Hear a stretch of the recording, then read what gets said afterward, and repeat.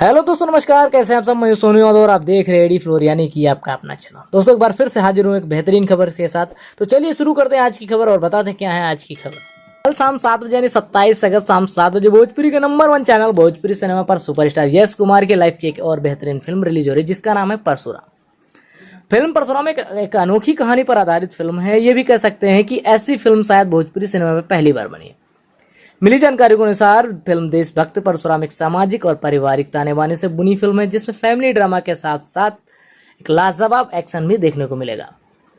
उम्मीद है ये फिल्म आप सभी को बेहद पसंद आएगी। इसके अलावा फिल्म में जितने भी कलाकार हैं सभी कलाकारों ने बहुत ही बेहतरीन अभिनय किया है, बहुत ही दमदार अभिनय किया है और जितने भी कलाकार हैं सब भोजपुरी सिनेमा के नामचीन कलाकार हैं। और अहम बात यह है कि यश कुमार ने इस फिल्म में बहुत ही खतरनाक एक्शन किया, यानी कि अब तक का उनका सबसे खतरनाक एक्शन इस फिल्म में आप सभी को देखने को मिलेगा।